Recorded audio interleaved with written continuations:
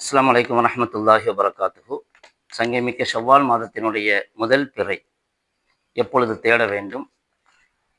யௌமு ஷக் என்று சொல்லப்படுகிற பிறை தேடப்பட வேண்டிய நாள் நாம் எல்லாம் அறிந்தபடி நடப்பு மார்ச் மாதம் 19ஆம் தேதி வியாழக்கிழமை மாலை அன்றுதான் நமக்கு 29வது நோன்பு. அன்று மாலை பிறை தேட வேண்டும். பிறை தெரிந்தால் வெள்ளிக்கிழமை பெருநாள் கொண்டாடப்படும். இல்லை என்று சொன்னால் சனிக்கிழமை பெருநாள் என்று அறிவிக்கப்படும். இந்த சூழ்நிலையிலே பிறை தென்படுவதற்கான சாத்தியக்கூறுகள் என்ன? யௌமு ஷக் வியாழக்கிழமை என்பதில் எந்த சந்தேகமும் இல்லை. வியாழக்கிழமை மாலை பிறை தேட வேண்டும், பிறை பார்க்க முயற்சிக்க வேண்டும் என்பதிலும் எந்த மாற்று கருத்தும் இல்லை.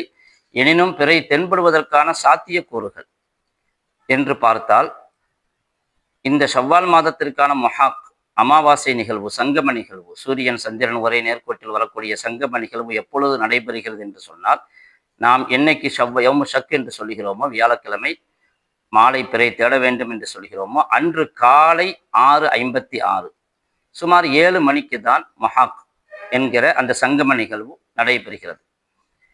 இப்போ வியாழக்கிழமை காலை சங்கம நிகழ்வு நடைபெறுகிறது என்று சொன்னால், அந்த வியாழக்கிழமை சவுதியை பொறுத்தவரையிலும் புதன்கிழமை 29வது நோன்பு. அவர்களுக்கு புதன்கிழமை மாலை யௌமு ஷக் பிறை தேடுவார்கள், பிறை தேட வேண்டும். ஆனால் மொஹாக் என்கிற இக்திரானு நையிரேன் என்கிற சங்கம நிகழ்வு நடைபெறுவதே வியாழக்கிழமை காலையில் தான். வியாழக்கிழமை காலையில் ஏற்படக்கூடிய சங்கம நிகழ்விலே புதன்கிழமை எப்படி எங்கே பிறை தேட முடியும், பிறை பார்க்க முடியும்? எந்த வகையிலும் சாத்தியமே இல்லை. ஆனாலும் கூட சவுதியை சார்ந்தவர்கள் அதற்கான ஏற்பாடுகள், பல போட்டோக்கள் வரும், அவர்கள் டெலஸ்கோப்பிலே பிறை பார்க்க முயற்சிப்பதாக, பிறை பார்க்கிறார்கள் என்று. ஆனால் பிறகு அறிவிக்கப்படும், இன்று பிறை தென்படவில்லை.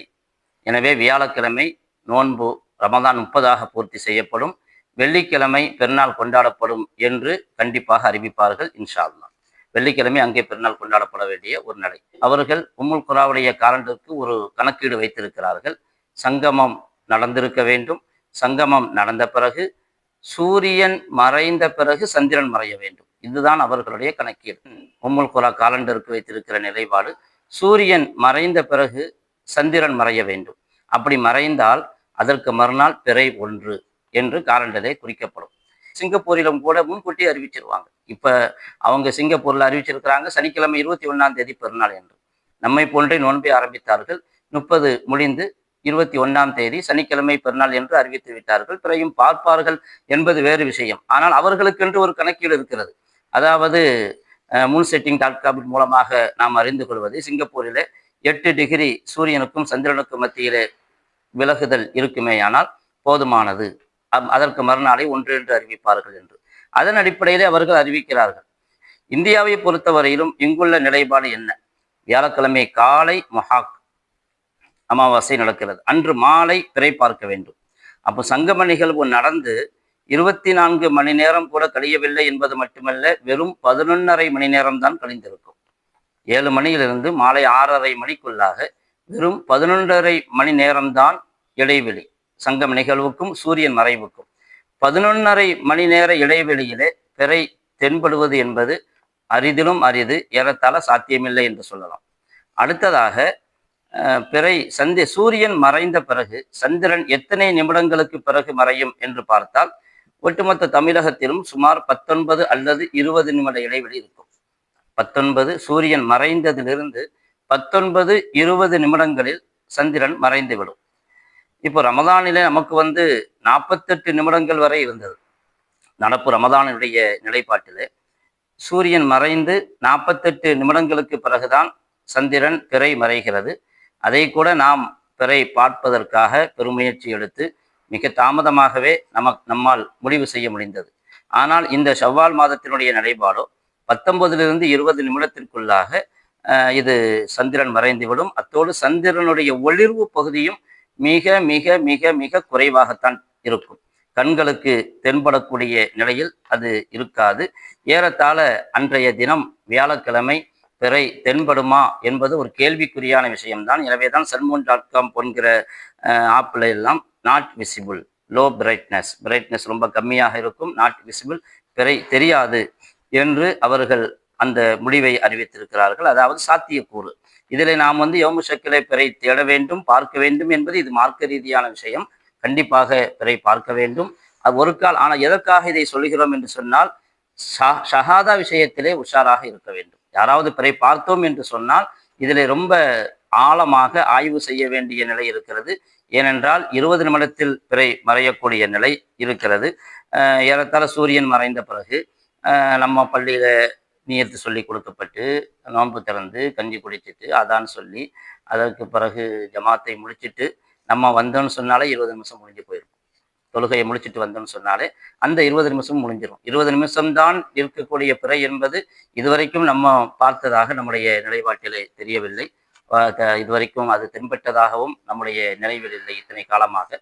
இன்றும் இந்த மாதமும் அதே நிலைதான். நம்ம எல்லாத்தையும் முடிச்சிட்டு வரும் பொழுது அங்கே சந்திரனே மறைந்து போயிருக்கும். அதற்கு முன்பாக பார்ப்பதற்கு முயற்சிக்க வேண்டும் கண்டிப்பாக.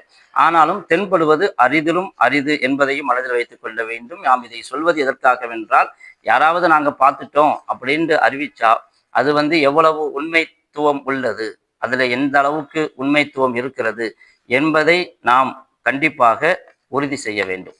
இதில் அப்படி ஒரு கால் பிறை தென்பட்டால் உடனடியாக தலைமை காஜியினுடைய அலுவலகத்திற்கு நாம் அந்த தகவலை எத்தி வைக்க வேண்டும். அதற்கு பிறகு முறைப்படியான அறிவிப்பு வரும். முறைப்படியான அறிவிப்பு வந்த பிறகு நமக்கு ஈத்னுடைய நாட்கள், ஷவ்வாலுடைய முதல் பிறை ஆரம்பமாகும். அதில் வரையிலும் எந்த குழப்பத்திற்கும் ஃபித்னாவுக்கும் ஆளாகாமல் இருக்க வேண்டும். அல்லாஹ் ரப்புல் ஆலமீன் தௌஃபீக் செய்தல்வானாக. எல்லா விதமான குழப்பங்கள் ஃபித்னாக்களை விட்டும். ஈதுக்கும் சயீத், ஈதுக்கும் முபாரக்குன். அல்லாஹு தாலா இந்த ஈதனுடைய நாளை சந்தோஷமான இனிய நன்னாளாக ஆக்கியருள்வானாக. இந்த சந்தோஷமான நாளை போன்று நம்முடைய வாழ்க்கையின் எல்லா நாட்களையும் சந்தோஷமான நாட்களாக ஆக்கியருள்வானாக. இஸ்லாத்தின் பெயரால் எங்கெல்லாம் முஸ்லிம்கள் துன்புறுத்தப்படுகிறார்களோ, தொல்லைக்குள்ளாக்கப்படுகிறார்களோ, பூமியின் எந்த மூலை முடுக்கிலும் கஷ்டப்படுகிறார்களோ அவர்களுக்கு ரப்புல் ஆலமீன் அதிலிருந்து நிவர்த்தியை கொடுத்தல்வானாக. நடந்து கொண்டிருக்கக்கூடிய யுத்தத்தின் மூலமாக ஏற்பட்டிருக்கக்கூடிய இந்த பொருளாதார நெருக்கடிகள், வாழ்க்கையின் வாழ்வாதாரத்தினுடைய சிக்கல்கள் இருந்து மக்களை அல்லாஹு தஆலா எளிதாக சீக்கிரமாக வெளியே கொண்டு வந்தருள்வானாக. எல்லா விதமான யுத்தத்திற்கும் சீக்கிரமாக முடிவு கட்டக்கூடிய நிலையை ரப்புல் ஆலமீன் உருவாக்கியருள்வானாக. யார் அநியாயத்தின் உச்சத்தில் இருக்கிறார்களோ, அநியாயக்காரர்களாக இருக்கிறார்களோ, அடாவடித்தனம் செய்து கொண்டிருக்கிறார்களோ, சட்டாம்பிள்ளைத்தனமாக நடந்து கொண்டிருக்கிறார்களோ, அந்த அநியாயக்காரர்களுக்கு கேவலமான முறையிலே, மிக மிக கேவலமான முறையிலே தோல்வியை கொடுத்தருள்வானாக. வாஹிரு தாவானா அல்ஹம்துலில்லாஹி ரப்பில் ஆலமீன். அஸ்ஸலாமு அலைக்கும் வரஹ்மத்துல்லாஹி வபரகாத்துஹு.